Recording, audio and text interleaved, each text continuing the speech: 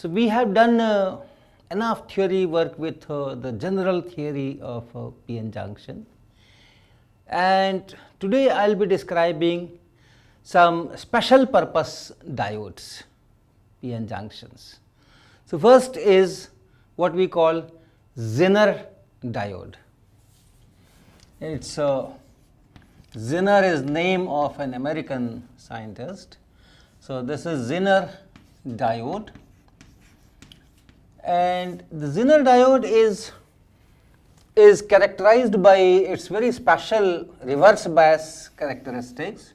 So if you have I here and V here, so normally diodes will have a characteristics like this, and then on this side with a different scale, we have done that. All diodes do this. This is milliampere scale, this is microampere scale, so the scales are different. So in reverse bias, you have a current in that reverse direction, and the current is very small in microamperes, almost saturates, and then at certain place a breakdown occurs, and then it suddenly goes down. So this is the breakdown region. We have talked about this thing also. And one reason of breakdown, what we call avalanche breakdown. Avalanche breakdown. So that reason is that if you have a PN junction and depletion region is there, so the electric field is there, this is P side, this is N side, the electric field is this way. So any whole electron pair which is here, and or the minority carriers which are giving rise to this reverse current, they are accelerated by this field. So if the region is wide enough and the electric field is able to impart enough energy to the charge carriers so that they collide with the atoms and break the bonds, so that new electron hole pairs are created. And once new electron hole pairs are created, they are also accelerated by this field, this electric field which is here. So electrons are accelerated towards right, holes are accelerated towards left, and they may also gain enough kinetic energy to break even more those valence band electrons, and they can made free, and this way large number of electron hole pairs may get produced if this process starts. So that is that breakdown known as avalanche breakdown.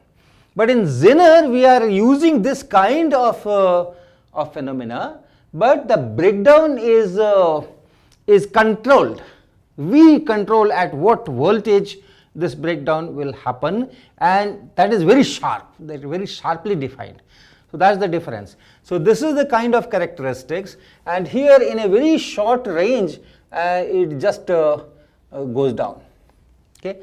So for Zener there is a different mechanism of breakdown, and that is called Zener breakdown.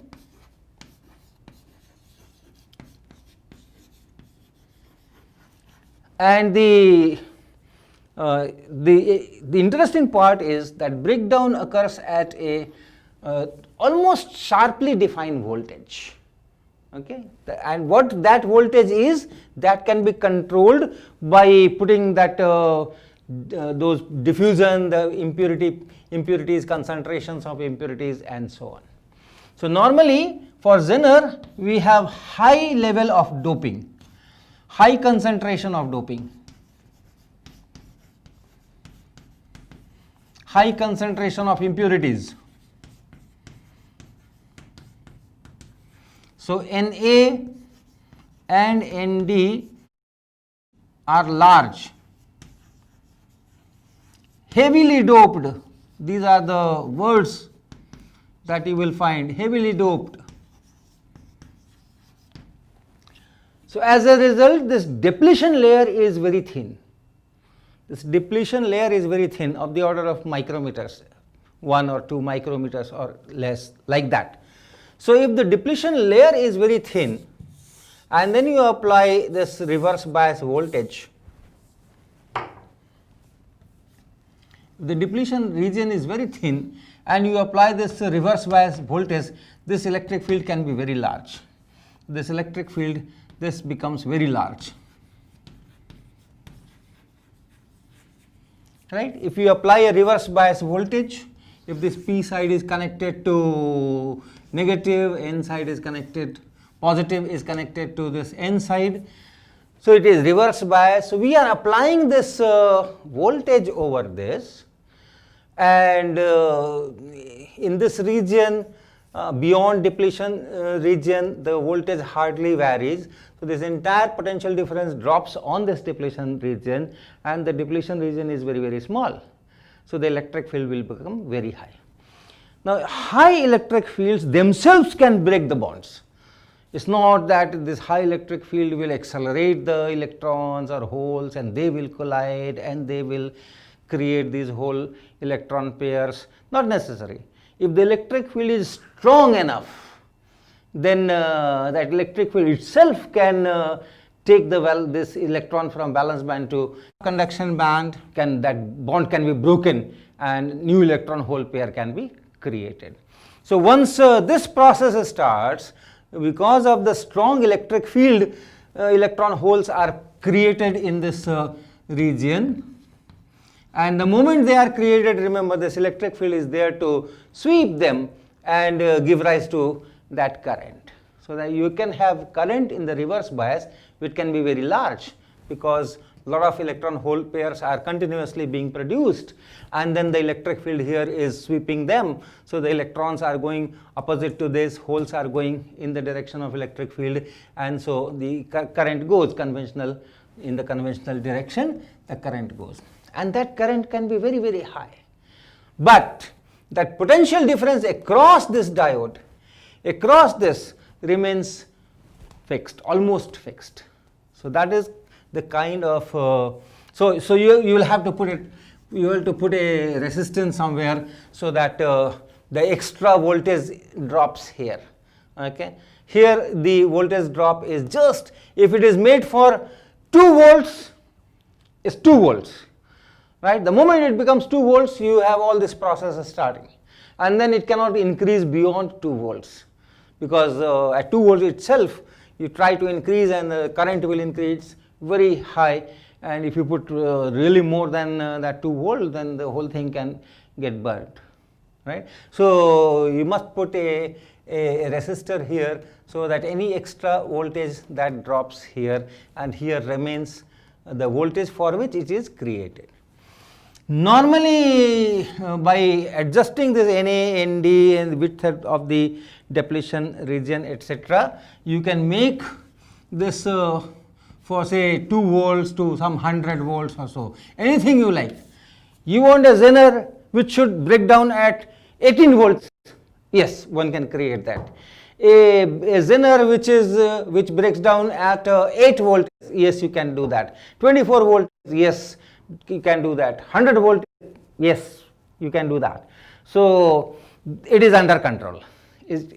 So this is the kind of situation for Zener diode. Your reverse, it is always operated in reverse, and we will talk about the use of this, application of this, and it's always in reverse bias condition, and this is explored, that at a very sharply defined voltage the current will be there, and you cannot increase the voltage further in reverse direction.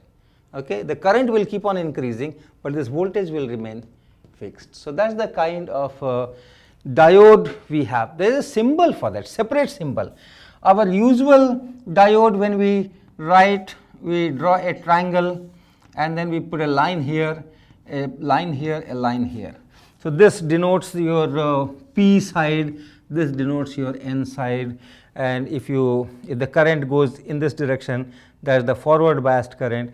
If the current goes in this direction, that is the reverse bias current. Okay. But for Zener diode, you have this symbol has slight modification. You put 2 more lines like this,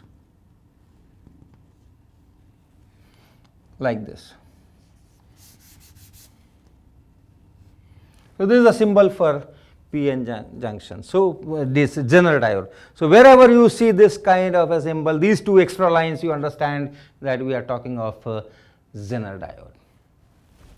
So now let us see how this feature can be utilized for some useful purpose.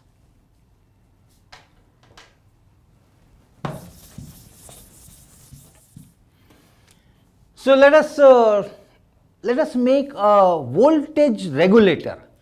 When we use a power supply to get some DC voltage, the power supply is supposed to give me the DC voltage at one particular fixed voltage as a function of time. So that is good DC. But normally it doesn't happen like that. If you have a power supply, DC power supply, like our adapter, okay, the chargers which we use with our mobiles or with our cameras or with our laptops, that charger is nothing but a power supply. We put it in that 220 volt socket, and then on the lead what appears is a DC of some 3.2 volts or whatever is that appliance needs. Okay. So this power supply, this DC power supply, supposed to give me voltage difference here must be fixed as a function of time.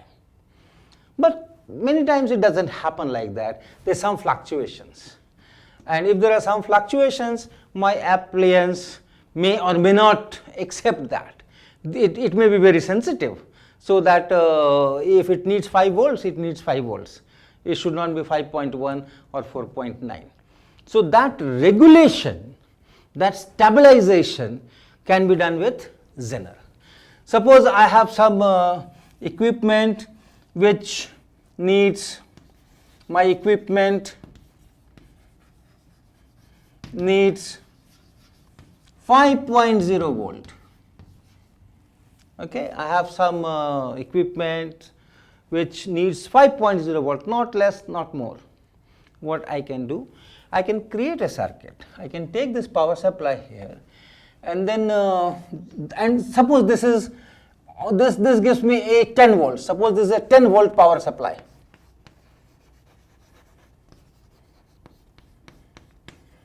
So it is supposed to give me 10 volts. It is supposed to give me this kind of waveform as a function of time, but what it is doing, it's giving this kind of thing. So it is fluctuating from 10 to, let's say, 10.2 here, 9.7 here. It's fluctuating. This kind of supply is coming here, and then we have some equipment here. Let us say this is some equipment. Let me denote by some resistance like symbol. Suppose this is the equipment, and here I need just 5.0 volt. So I'll take a Zener diode whose breakdown voltage is 5.0 volt, and then I'll connect it here. Let us say I connect it to a resistance normally called shunt resistance, and then this is the diode here, and that is in reverse bias. So this is the circuit I make here, and here I take my supply from. So let me call this RL, load resistance. Suppose this is just a resistance, a load resistance. Okay, whatever equipment is here is equivalent to a resistance, and it is this. And this Zener diode which I am using, for that the specification is that the breakdown voltage is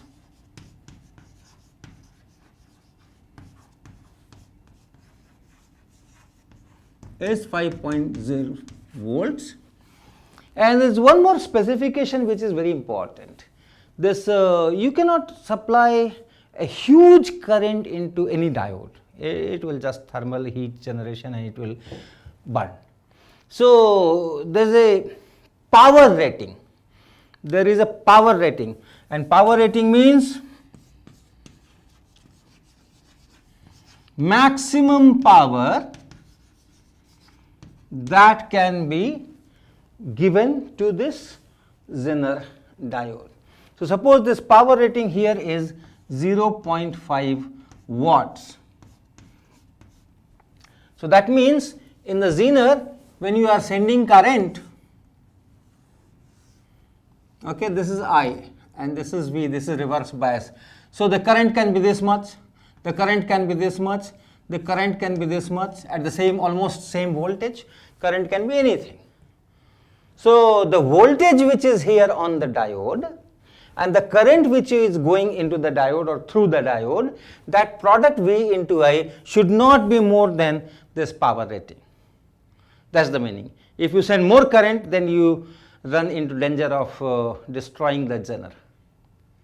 Okay, so this is another specification, that power rating. Suppose for my Zener power rating is 0.5 watt. What does that mean? That means the current, maximum current which can go through this Zener is what? V into I is power. So it should be 0.5 watt and divided by 5.0 volts. That should be the maximum current, and that means it is 0.1 ampere or 100 milliampere.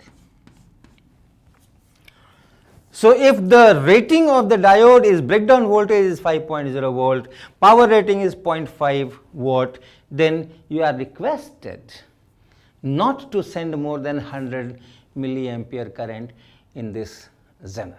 That's it.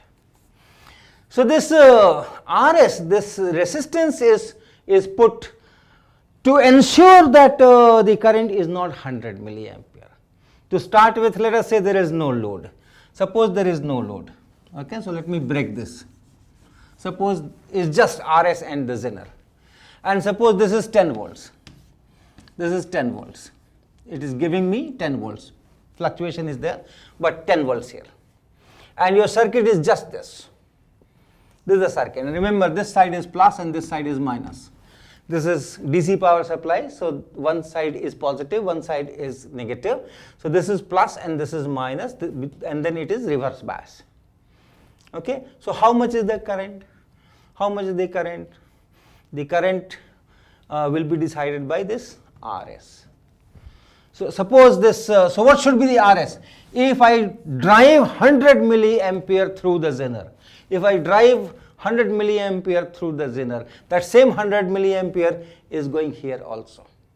It's just one circuit. And the voltage here, from here to here, the voltage across this Zener, remember here, this is IV characteristics. So this is the voltage. Voltage across this Zener, when it is operating in this breakdown region, right? We are somewhere here, we are operating somewhere here. So the voltage is fixed, and that is the breakdown voltage. So voltage on the Zener, that is fixed, and that is 5.0 given.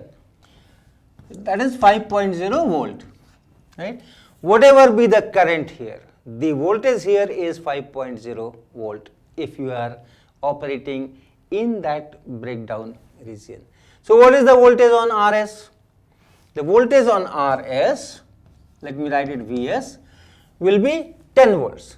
If I take, so this is 5 volt drop here. So if I take this as 0, this will be 5 volt, and this is 10 volt. So the drop is 5 volt on this RS also. So Vs is 5.0 volts, right? 5.0 volts. Okay, this is this 10 volts and minus this 5.0 volt. That is this 5.0, or let me write it 5 in fact. Let me write it 5. What is the difference? What is the difference? Why not 5.0? Why 5? Because Zener, it is fixed 5.0. That comes from here, from this characteristic, it is fixed.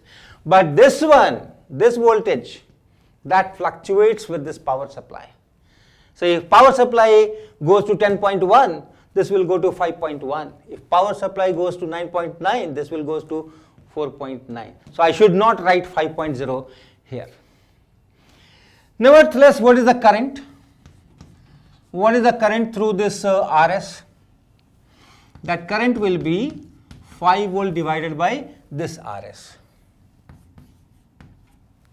Okay, voltage drop divided by this resistance will be the current. But that same current is going through the zener, because I have already broken this part. So the same current is going through zener, and that current should not exceed 100 milliampere. So what should be this RS, so that I ensure that the current in zener is 100 milliampere or less. For 100 milliampere, if this is 100 milliampere, 0.1 ampere, if I take this as 0.1 ampere, then this is 5 volt divided by RS, and RS will be equal to what? 5 volt divided by 0.1 ampere, and that is 50 ohms. So if you put 50 ohms, it will be 100 milliampere, and if you want to keep it below 100 milliampere, this RS should be more than 50 ohms. So for a circuit, this RS, if this is the rating, if these are the ratings, then this RS should be more than 50 ohms. So now let me come back to my circuit here, my equipment here, my appliance here, and let's choose some RS. Definitely I won't like to choose just 50 ohms, so let me take it 100 ohm. Let me take it 100 ohm, and I connect this, and suppose this RL is 1 kilo ohm.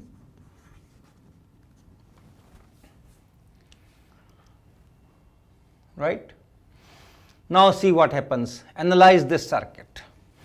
The voltage on this RL is 5.0 volts because it is directly connected to this zener. So this point is directly connected here, and this point directly connected here. So this 5.0 volt must appear here. So it will be there. So what is the current? What is the current in that load IL? Here it is 5 volts. So that will be 5.0 volts, and divided by this 1 kilo ohm. So that is 5 milliampere. And the equipment will receive this voltage and this current 5 milliampere only. Okay. And now what is the current through this RS? Again, if this is 10 volts, this is 5 volts, this will be 5 volts. So what is the current here? Now IS is equal to 5 volt divided by 100 ohm. How much is this?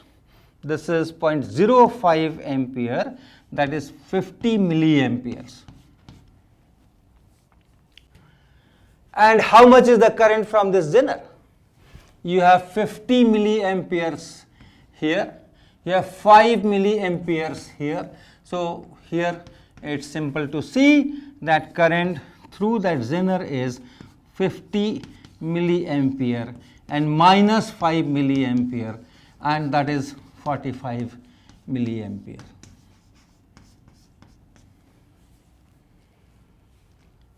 Right?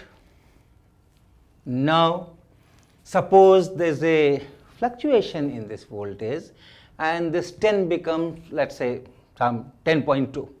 This 10 becomes 10.2. What will happen? Right? So analyze it once again, taking that this 10 has become now 10.2. So what happens? Now this is 5.0 volt, no change, and therefore this is 5.0 volt, no change, and therefore the current here is 5 milliampere. Up to here everything is fine. IS, there will be change in IS. What is IS now? How much is the voltage here? This is 10.2. Out of this 5.0 is here. So what is left? It is 5.2. So now this is 5.2. Okay, and if this is 5.2, then the current IS is not 5 volt divided by this, it is 5.2 volt divided by 100. So I remove it from here. this is now 5.2 volt and divided by 100 ohms. So what happens now? It is 0.052 amperes, that is 52 milliamperes. So this current is now 52 milliamperes. Okay, and this is 5 milliamperes. This is 52 milliamperes. So how much is the current here? IZ. IZ is equal to 52 milliampere and minus 5 milliampere, and that is 47 milliampere.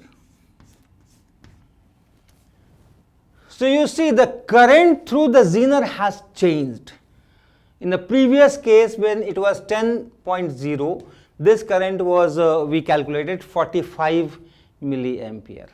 Now the voltage has fluctuated and this current has changed. From 45 this has become 47. But my equipment, my appliance, this load resistance, no effect on that. It is getting a regulated power supply. 5.05 milliampere current is going through this. So this is how a voltage regulator is made. Whatever power supply you make, and if you then connect a zener here and a shunt resistance here and then take your output from here, this is a regulated power supply. It's meant for a particular voltage and it gives that voltage. And same will be the story if the voltage goes down. Okay, from 10.2, if it goes to say 9.8, 9.7, you can make the calculations. This zener will take care of all that fluctuations and this equipment will remain the same. But remember, your fluctuation should not be so high that this voltage goes less than the breakdown voltage. Then this will not work. If it is meant for 5.0 volt and supply voltage goes to 4.8 or 4.7, then this whole thing will not work, because then you are not in the breakdown region. Then you are not in the breakdown region, you are somewhere here. Then it is not true that your current changes but voltage does not change. In fact, the current doesn't change much. Current through the zener does not change much and the voltage can change. So this has to be more than the breakdown, that's it. After that, let it fluctuate and it will give you a constant DC voltage. So this was one application, one special purpose PN junction made to follow this, and there are many others. LED is one, so and this photo detector is one, solar cell is one. So next lecture we will take one of these things or maybe two of these things.